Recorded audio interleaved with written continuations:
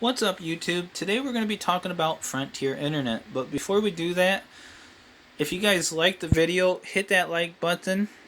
If you guys have any questions, go ahead and leave a comment down below. I will try to get back in touch with you guys as soon as I can. Make sure you hit the subscribe button and make sure you hit the notification bell so that way you guys can get all of my latest videos. Now, of course, this is going to be mainly about Frontier, so do keep that in mind. Okay, guys, so let's go ahead and get straight in the video. So I have Frontier's DSL internet. ADSL is all I have.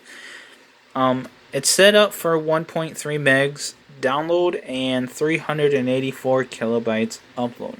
Unfortunately, that's all they offer. They used to offer a lot faster speeds of 3 megabytes down, and I believe it was 448 kilobytes on the upload. But in my area, I have network congestion, and it's really, really bad, so I never get the speeds that I pay for anyway, or even come close. But we're here to be talking about you guys and trying to help you guys out. So,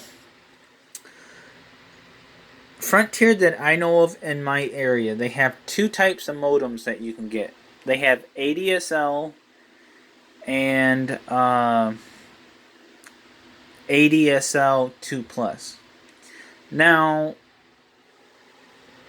the Netgear 7550, that is a ADSL modem. That's your standard DSL. And then your next up is ADSL 2, and that is the Netgear D2200D modem. Those are the two modems that they offer in my area. So I want to show you guys how to reboot your modem.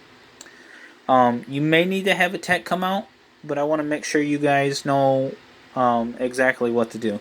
Okay, so you can see my modem's on. I'm not going to turn mine off or anything since I already done that, but I'm still going to walk you guys through everything. So my modem's on, as you guys can see. What you're going to do is you're going to have a power button here on the back. What you're going to do is turn this power button, just push it in, and it's going to pop out. Your modem will turn off. You will then unplug the power cable, any Ethernet cables that you guys have, and then the DSL cable.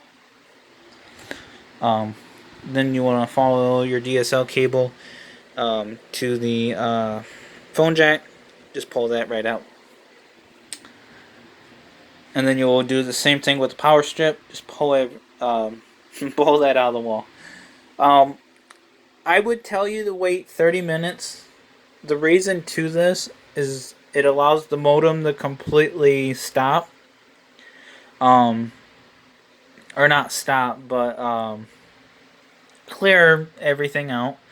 But the reason I say wait 30 minutes, and this depends on the type of modem and where you have it sitting at, also allows it to completely cool down. Okay, so let's say after 30 minutes it clears out, which is going to clear out in like 30 seconds to a minute, but to make sure it completely cools off so that way you know everything's going to work when you plug it back in, or hopefully it's going to work when you plug it back in, that the modem's completely cooled down. First thing you'll do when hooking it back up is hook your DSL cable back into your phone jack. Make sure you inspect the phone jack, make sure it's not broken or anything like that, and then when you plug the DSL cable back in, usually it will make a little snap so you know it's in there securely. And then you'll find your other DSL cable and you will... before you plug anything back into your modem, make sure you push this power button back out so that way it doesn't turn on. The reason, I don't know if I already said this, but the reason after you turn it off, the reason you push this back in is that just, make sure the power button's pushed on when there's nothing plugged into it. That just basically makes sure that there's no power in it. So before you go plug everything back in, just make sure you push the power button. That will pop back out. So that way when you plug everything back in, it's not going to boot back up. But take the power, or not the power thing, but your DSL cable, plug it back into a DSL thing. That should make a snap, so you know it's in there. Plug your power cable back in, and then your power strip. Plug your power strip back in. Make sure it is in the wall, and not on an extension cord. Extension cords, power protectors, or whatever you want to call those can create up and cause problems, because the modem, in some cases, depending on the modem and everything, they don't get the right amount of power as if you just plugged in straight to the wall. So do make sure it's plugged straight into the wall. Okay, plug in all your Ethernet cables and everything, and then go ahead and turn the modem back on. Modem should boot back up. Once the modem's on, wait at least 5 minutes. So wait for the whole modem to boot up, and then wait at least 5 minutes just to make sure your full speeds are there. Once that's done, you would then get on your computer, make sure it's wired in. No other devices. Make sure there's no other devices connected but the one device. Run a speed test. Of course, my speed test, like I said, or at least I think I said, I have network congestion, so I'm never going to see my actual speeds that I pay for, and they can become very, very slow, and I mean slow, but everything should turn back on. Now, for whatever reason, if everything turns out that if you're having slow speeds and things like that, have a call tech support. Tech support might run you through some extra troubleshooting steps. Just let them know that you've already done the basic, powering off the modem, and that you undone all the cables and things like that. How long you waited, and then how you hooked it back up. Just so that way they get an idea of what you already done. But they may do some extra things. But definitely do reach out to tech support if you guys are still having issues. They can have a tech come out. Have the tech, when he comes out, to check everything from the inside of your home to the outside of your home. So what they'll do is they'll come inside. If you're not getting the right speeds or anything, they'll make sure they check everything. One thing that I would do is ask them first thing is, do I live in an area that has network congestion? He's either going to tell you, yeah, you do live in a network congested area that can create up speed issues, or no, you don't live in a network congested area, which is a good thing if you don't.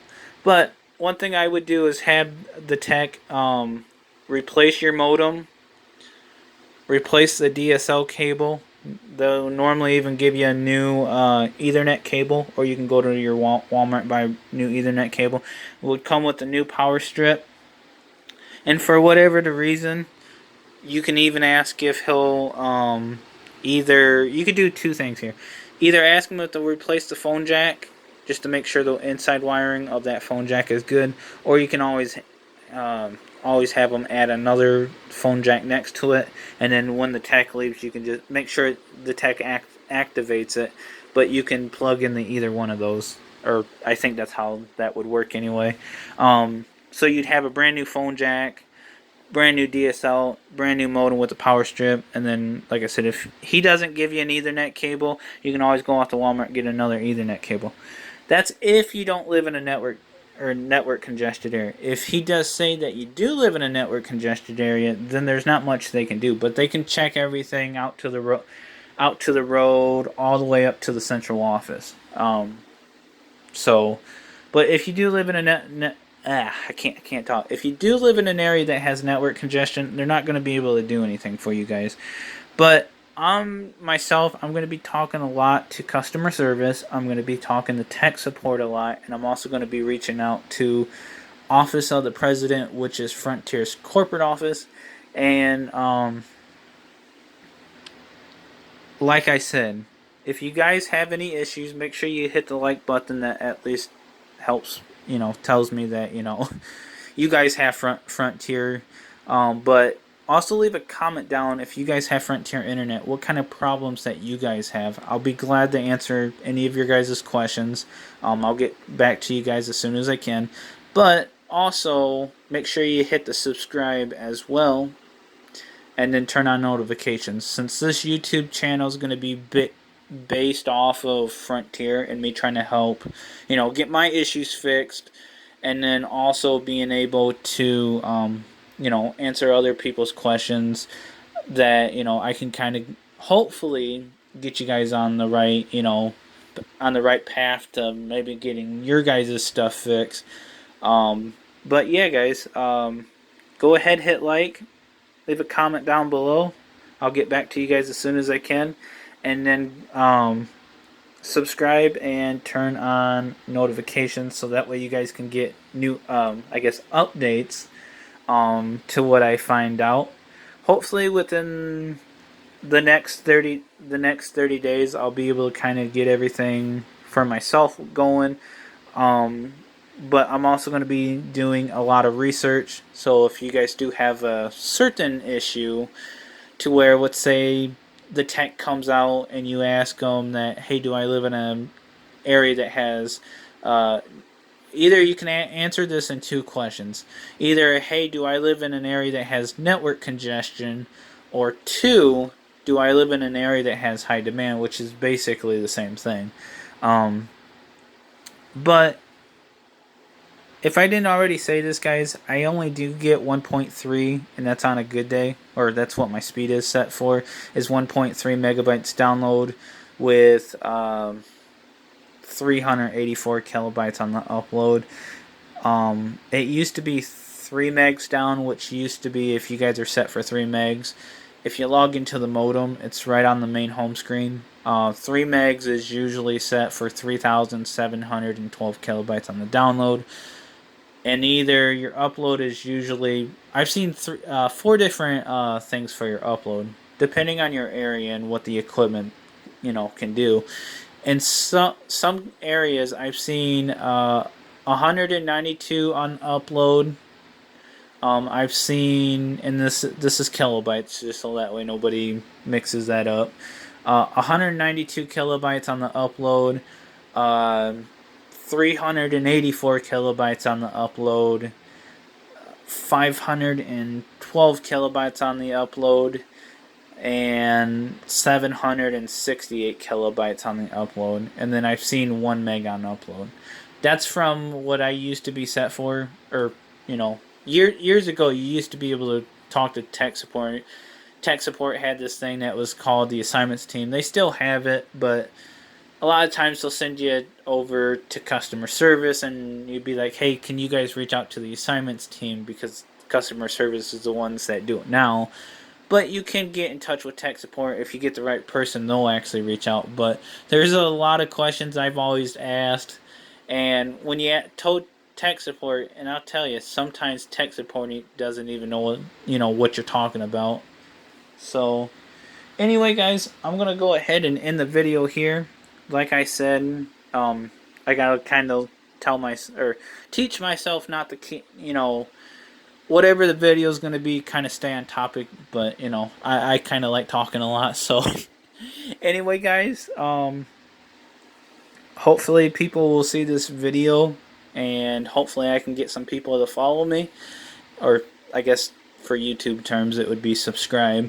But if this YouTube video takes off and I start getting subscribers and stuff, I'll definitely end up getting me some nicer, a nicer camera and things like that, and we'll do some other things. We might be I did in the past, or I wanted to in the past, set up talk about cell phone carriers and their data plans and different things like that.